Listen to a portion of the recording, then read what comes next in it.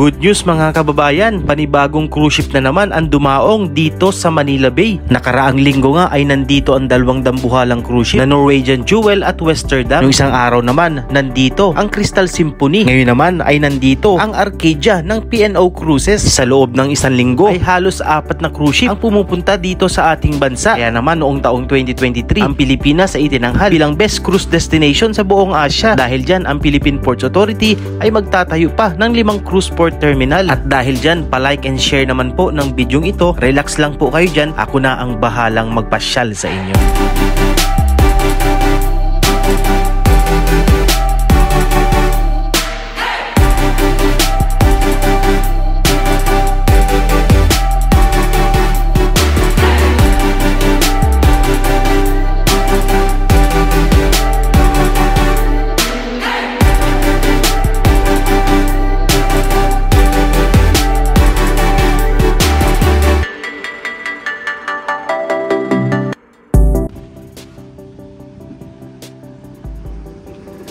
And guys, so nandito ulit tayo sa Manila Bay kasi no, meron na naman pong bagong cruise ship na dumaong dito sa Maynila.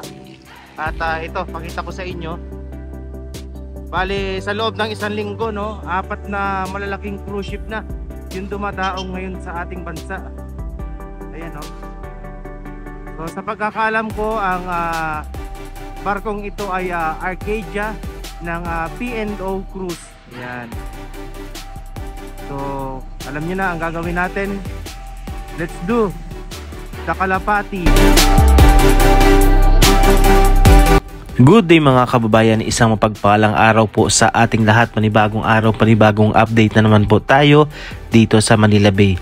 March 8, 2024 at panibagong cruise ship na naman mga kababayan ang inyong masasaksihan ngayon dito sa Manila Bay. Grabe no mga kababayan, halos 4 na cruise ship ang pumunta or dumaong dito sa Maynila at sa iba't ibang bahagi ng ating bansa sa loob lamang ng isang linggo.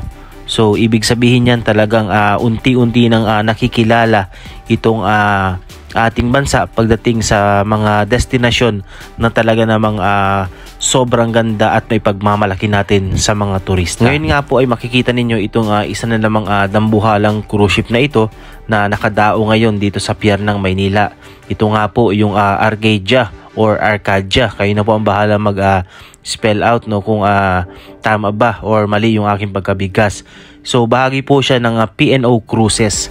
Isa rin po yan sa mga malalaking kumpanya ng mga cruise shipping line. At syempre, kailangan po nating batiin lahat ng mga kababayan nating Pilipinong nagtatrabaho sa barkong ito. Nakakatuwa lang isipin at makita na unti-unti na tayong dinadayo ng mga ganitong klase ng barko ng mga cruises, no? At dahil nga dyan, nitong nakaraang taong 2023 ay itinanghal ang Pilipinas bilang Asia's best cruise destination.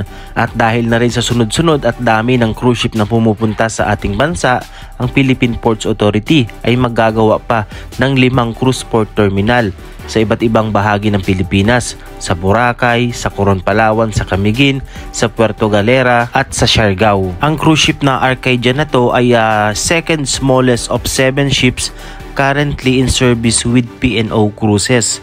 So ang capacity po ng barkong to ay nasa 1,952 and maximum naman ay 2,388. Ang crew nito ay nasa 976.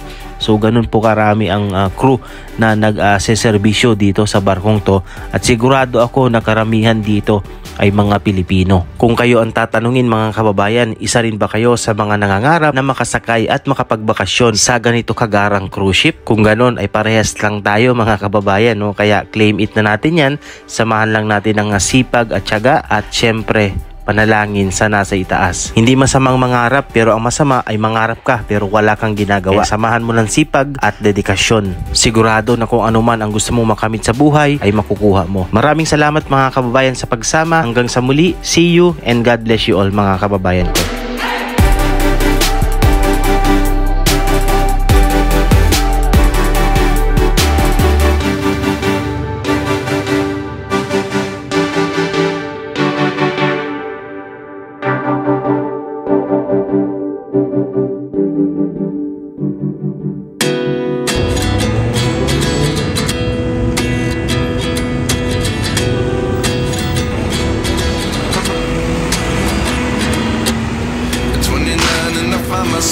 Ayan guys, so mula dito sa may western section ng Luneta Park ay makikita natin itong cruise ship, no? So, ayan. So, sobrang laki niya ay kitang-kita siya dito. P&O Cruise. Ayan guys, so dito naman tayo sa may Quirino Grandstand. Ayan, medyo magalaw lang. Ang laki, oh, grabe. Ang ganda ng ang gandang tingnan dito. Napakalaki niya. Ayan, mula dito sa may pinatatayuan natin dito sa may Quirino Grandstand. Ayan, kitang-kita natin yung harap ng cruise ship Arcadia or Arcadia ba? No, so kayo na po ang bahalang mag-correct sa akin. Yun yung flag natin na nasa unahan. Nakalagay sa ano. Flag ba natin yan? Basta meron siyang flag. Bali ang nakalagay dito na pinakang flag ano niya is Bermuda. Ayun yung flag natin nasa ano, taas. Ganda niya, no?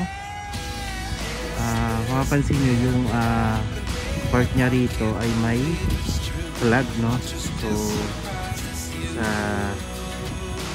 ayan.